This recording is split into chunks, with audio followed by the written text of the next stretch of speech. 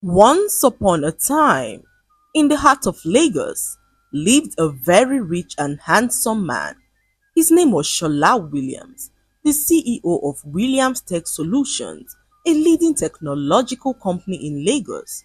Shola was a very private and charismatic man, shrouded in misery.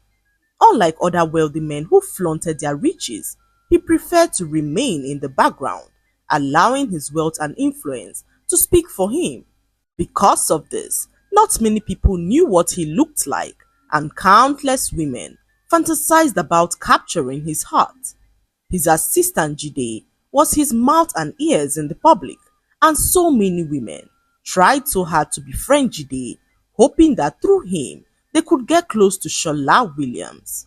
Amongst them was Tenny, a socialite known for her extravagant lifestyle and expensive taste. She had never met Shola before, but she was obsessed with the idea of becoming his wife.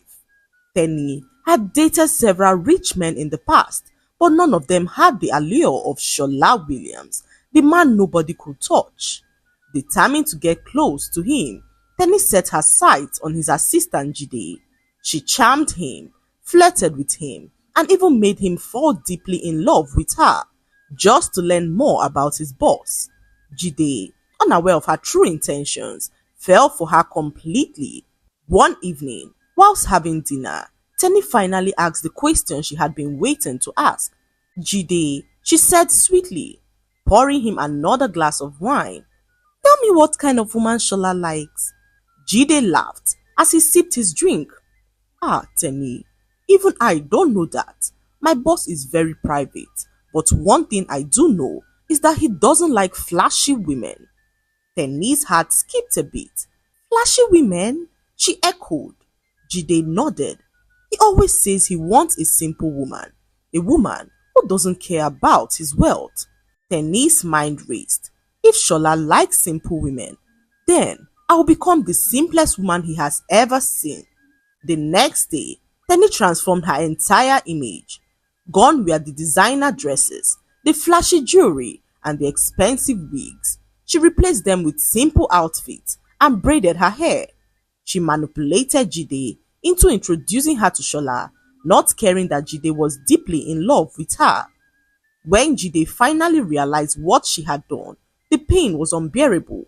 One evening, after Tenny had charmed her way into Shola's life, Jide confronted her. Tenny, I need to ask you something, Jide said, his voice quiet but heavy. Tenny barely looked up from her phone. What is it? Jide hesitated before speaking. Did you ever care for me at all? His voice wavered. His hands clenched into fists to stop them from shaking. Or was I just a stepping stone for you to get to Shola? Tenny finally looked at him, her expression indifferent. Jide, don't be dramatic. Jide's heart pounded. Dramatic? Tenny, I loved you. I believed in you. Tenny sighed, rolling her eyes. Did you really think I would end up with a man like you? You're just an assistant, Jide. You were useful, but that's it. Jide felt like the air had been knocked out of him. He stared at her, unable to believe what he had just heard. You used me, he whispered, his voice breaking, and you never cared. Tenny shrugged. It's nothing personal. You should have known your place. Jide felt his heart shatter into a million pieces. He had given her his love, his trust, and in return, she had trampled on it. As he walked away from her that night, something inside him changed. The love he had felt for Tenny was gone, replaced by intense anger. Jide stood back and watched as Tenny manipulated her way into his boss's life. Her twin sister Peju was so disappointed to hear this. She was not in support of what Tenny had done to Jide because she knew how much Jide loved her sister Tenny. How could you do such a thing to him? She asked Tenny, who laughed in her face and asked why she was taking his side. Peju was nothing like her twin sister. She valued honesty, kindness, and hard work, things that Tenny had never cared about. Growing up, she had always tried to guide her sister towards the right path, but Tenny had been too blinded by greed and ambition to listen.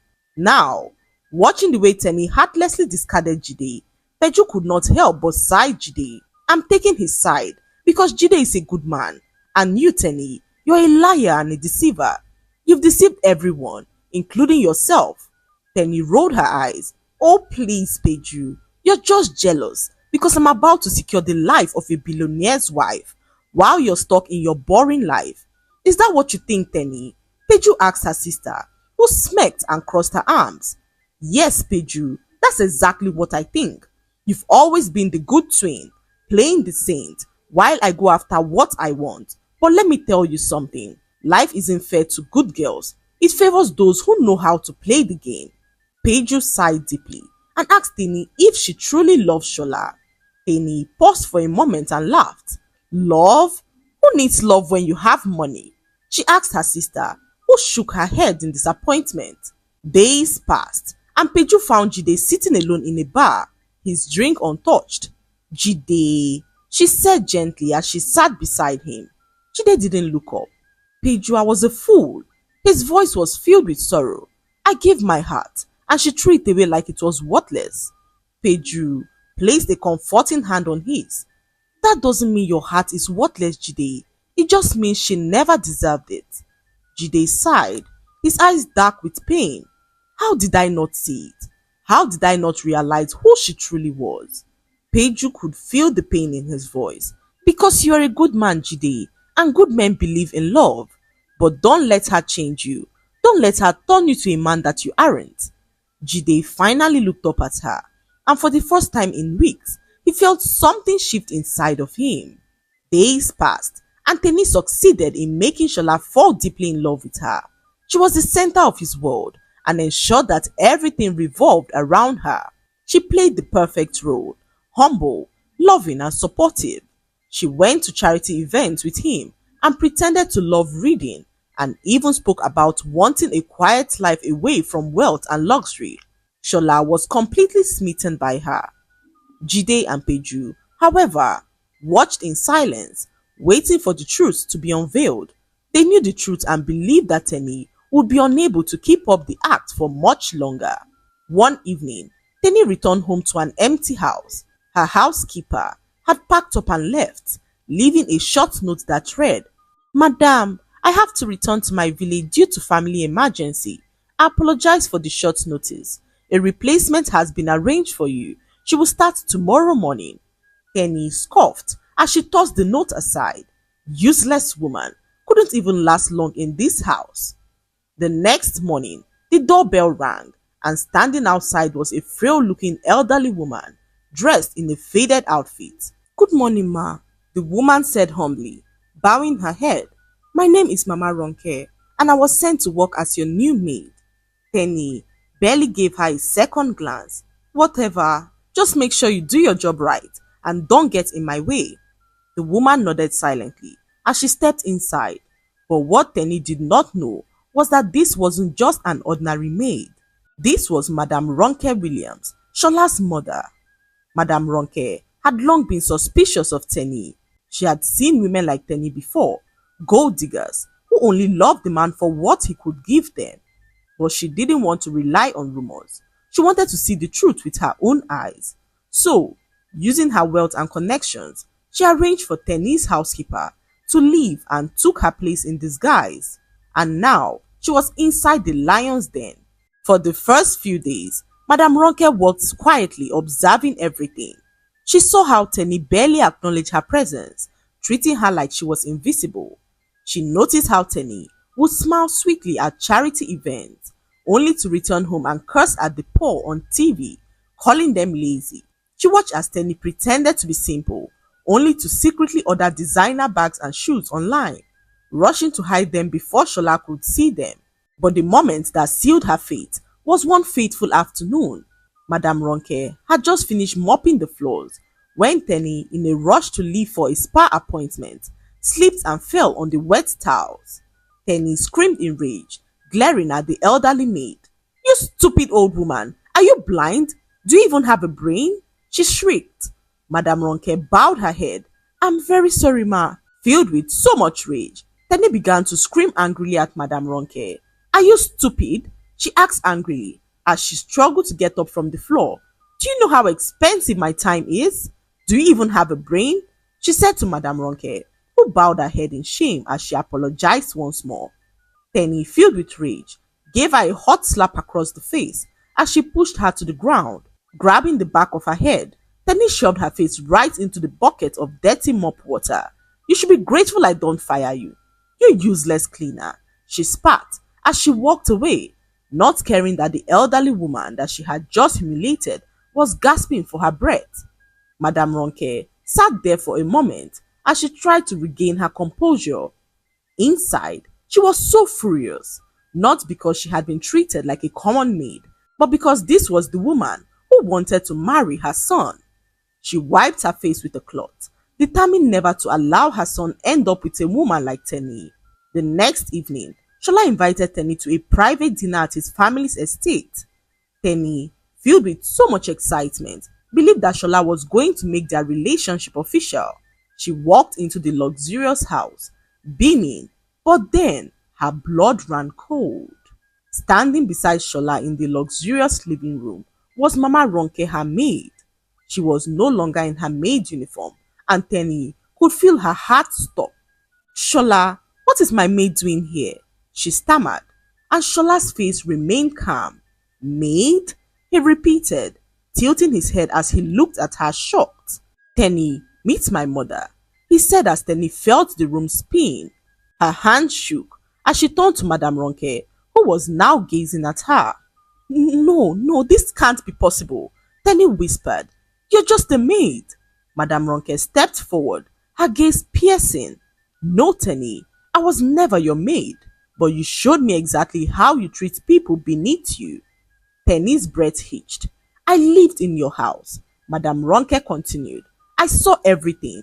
The fake humility, the cruelty, the lies. Tenny felt her world collapse. She turned to Shola, tears forming in her eyes. Shola, please, you have to believe me. Shola raised a hand, silencing her. I trusted you, he said. I thought I had finally found a woman who loved me for me. Tenny stood there shaking as she watched her whole world crumble before her eyes. She tried to defend herself when suddenly Jide, Shola's assistant, walked in and began to clap, applauding her for her terrific performance. Tenny could not understand what was happening. She stood there frozen, her heart racing. Why was Jide clapping? Why did he look so confident? She turned to Shola, expecting him to scold his assistant, but Shola sat there smiling, a slow knowing smile that made her blood run cold. Then Jide took a step forward and spoke. Tenny, you truly are something else, he said, shaking his head. You thought you were playing us. How smart of you, he said as he laughed at her mockingly. Tenny's throat went dry. What are you talking about? She stammered. Jide let out a deep laughter. Jide turned back to Tenny, his eyes flashing with something she had never seen before. Authority. I'm not just Jide, he said. I am Shola Jide Williams, the real CEO of Williams Tech Solutions. Tenny's leg buckled as sweat poured down her face. Jide smiled at her and continued to speak. The man you've been scheming to marry, the one you thought was the CEO, is actually my cousin Shola Ade Williams. We share the same first name, and I let people believe that he was the real boss, while I stayed in the shadows as his assistant. Tenny felt like she could not breathe. She had ignored Jide, insulted him, broken his heart, even when she knew how much he loved her. She had thrown away the real billionaire, whilst running after the wrong man. Tenny's hand shook as she turned to her sister Peju, desperate for support, but Peju only stared at her with disappointment. Peju, please, help me talk to Jide. I'm so sorry for what I did. I was wrong for not accepting his love. But Peju only shook her head. Tenny, she said, her voice firm but calm. You are never sorry, Tenny. You were only sorry because you got caught. Tenny's heart pounded in her chest as she turned back to Jide, desperation filling her voice. Jide, please give me a second chance, she begged. I was blind before, but now I see. You're the only man I want. I swear I love you. Jide gave her a long, hard look. Love? He scoffed. You don't love me, Tenny. You love the idea of wealth. You love power. You love what you thought you were securing. If you had truly loved me, you would have chosen me when you thought I was just an assistant. Tenny dropped to her knees, her designer dress pulling around her as she grabbed onto his hand. Please, she sobbed, don't do this to me. Jide calmly pulled his hand away. I'm not doing anything to you, he said. You did this to yourself.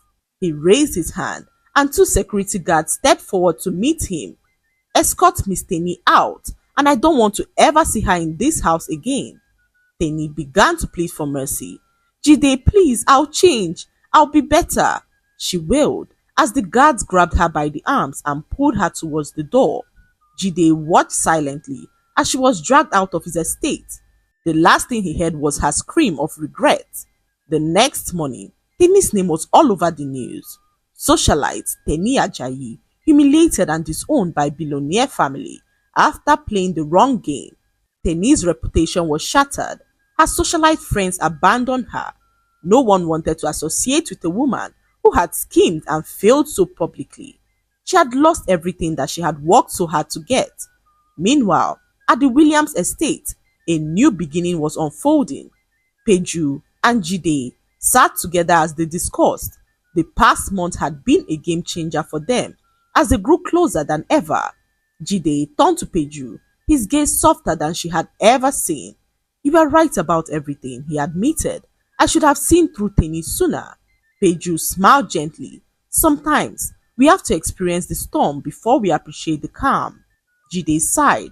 I wasted so much time chasing after someone who never cared, while the one person who saw me for who I truly was right here in front of me. Peju's breath caught in her throat as their eyes met. What are you saying, Jide? She asked hesitantly. Jide then took a deep breath. I'm saying that maybe, just maybe, my heart was always meant for you. Peju's eyes widened, but before she could speak, Jide reached for her hand. His touch warm and firm. I don't want to make the same mistake twice, he said. Would you give me a chance? Peju's lips parted in surprise, but deep down, she had always known Jide was different. He was kind, he was loyal, and most of all, he was real. A slow, beautiful smile spread across her face. I'd love to, she whispered. Finally, the right woman had found her way to Jide's life, and as Peju and Jide sat together, talking and laughing under the soft evening light, a new chapter began, one built on honesty, respect, and true love. The lesson to be learned from this story is that love is not about wealth, status, or material gain. It is about sincerity, kindness, and true connection. Tenny's downfall teaches us that deception and greed can never build a lasting foundation for love. She lost everything because she prioritized money over genuine affection. Meanwhile, Peju and Jide's story highlights the importance of integrity, patience, and recognizing true love when it is in front of us. In the end, honesty and a pure heart will always triumph over manipulation and greed. I hope you enjoyed the story.